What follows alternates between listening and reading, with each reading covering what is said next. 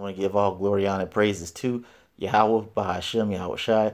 Double honors to the apostle elders of Great Millstone who rule well. And salutation to all you brothers out there pushing this word in love, truth, sincerity, and humility. Once again, it's the brother Shatia from the Chicago camp, coming back to you with what I hope is another quick and edifying sit down. And today is coming from Dabu 7's channel, and it says mass die-off. 37% of bee colonies lost, one of the biggest honey bee losses on U.S. record. Now, when I saw this, I already knew that this was a very startling statistic, okay? And we're going to let this video play, and I'm going to give a more in-depth explanation on why this mass bee die-off is very serious. Many people saying that they have seen less and less honeybees out in the wild, out in the open, than in years past. This is something we discussed many times, and we even had some people weigh in that have bee colonies and folks that know people that run them.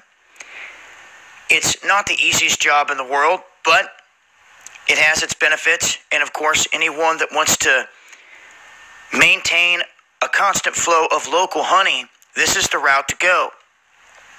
Now, they take these things to other areas. They will take the whole setup, so to speak, the whole caged unit with all these bees out of state into other regions so they can go around and pollinate other areas.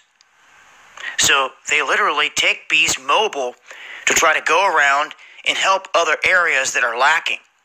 But those people that have been doing this are now stating that they have seen a 37% bee colony loss since this past winter.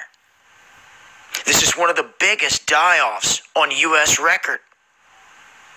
Now, we didn't know this, didn't have these numbers the last few times we discussed this, so I wanted to get this out there and let it be known that this is a serious issue here, with some major things going on here in this country where we're seeing a loss this massive.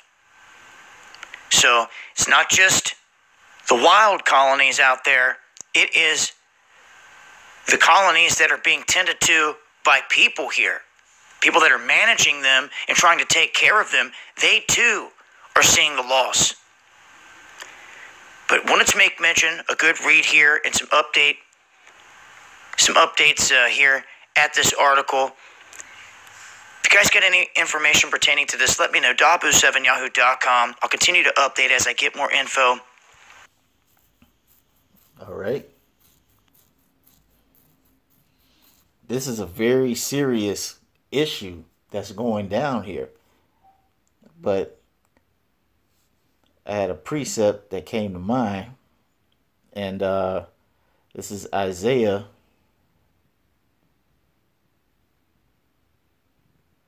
Lord willing 24:4, and it says, the earth mourneth and fadeth away, the world languisheth and fadeth away.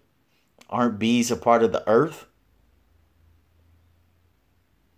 They're mourning and fading away. And the reason why they're doing this is because the earth is completely defiled under the rulership of bad Uncle Esau, the red Hebrew Edomite, because he has fluoride in the water and he's spraying chemtrails damn near 25/8. There's not a day you could go outside and not see a chemtrail or a chem cloud. And when you put these elements together, it's killing off the bees. Now, Dabu made mention of a word that many of you all might not be familiar with, and it's called pollinate. Or you could say pollination. And let me bring this article up.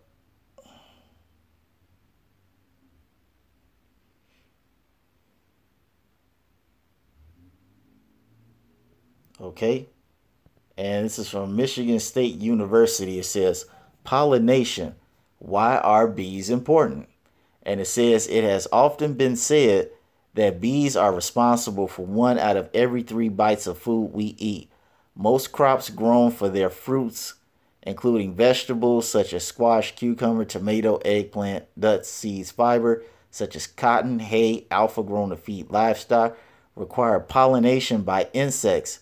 Pollinating insects also play a critical role in maintaining natural plant communities and ensuring production of seeds in the most flowering plants. To put it in layman's terms, bees make sure plants don't die off. Okay? It says pollination is the transfer of pollen from the male parts of a flower to the female parts of a flower of the same species, which results in fertilization of plant ovaries and the production of seeds. In layman's terms, bees help facilitate, for the most part, sex between 2 flowers so they can make seeds and they fall in the ground and make new flowers. Plain and simple. It says the main insect pollinators by far are bees. And while European honeybees are the best known and widely managed pollinators, there are also hundreds of other species of bees, most solitary ground nesting species that contribute some level of pollination services to crops and are very important in natural plant communities. So the role of bees is supposed to be a natural product of the environment, just the way the Lord made it. That's why when you go to Genesis, let's see, Genesis 1 and 10, it says, and the power is called the dry land earth, and the gathering together of the waters called he seas, and the power saw that it was good. And the power said, let the earth bring forth grass, the herb yielding seed, which are plants, and the fruit tree, also plants, yielding fruit after his kind, whose seed is in itself upon the earth, and it was so. And the earth brought forth grass and herb yielding seed after his kind, and the tree yielding fruit, whose seed was in itself after his kind, and the power saw that it was good. So this plants being able to reproduce themselves with ease and comfort and without fear of dying off was ordained by Yahweh B'Shem Yahweh Shai. This process was supposed to be clean, smooth, and efficient. But now since you got bad Uncle Esau in control of things, and he's defiled the water and the air, and Lord knows what else, now you have bees dying off. And if the bees die off, that means plants won't reproduce.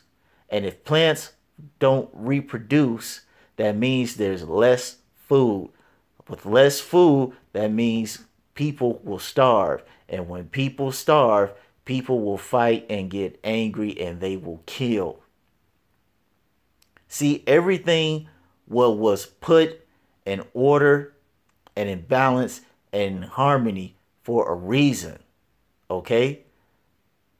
Everything is independent to a certain degree, but it depends on other things around it.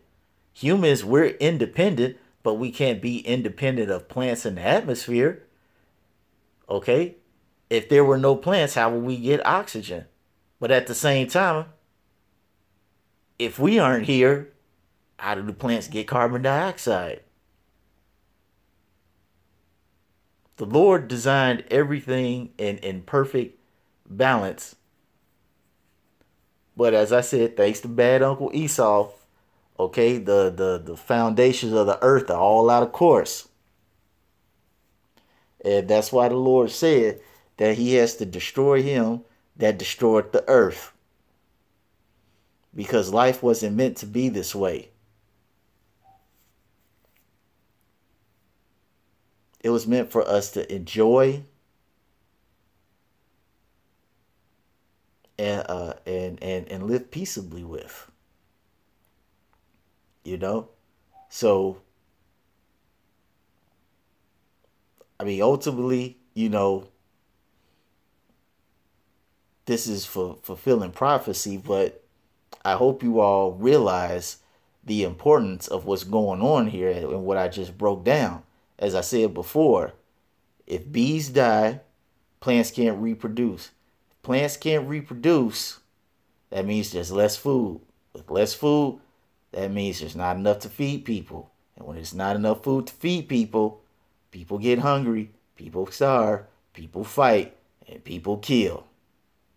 So just keep that in mind. And I hope you all were edified. Once again, giving all glory, honor, and praises to Yahweh, Bahashem, Yahweh Shai. Double honors to the apostle elders, a great millstone who rule well. And salutations to all you brothers out there pushing this word in love, truth, sincerity, and humility. With that, we're going to say shalom.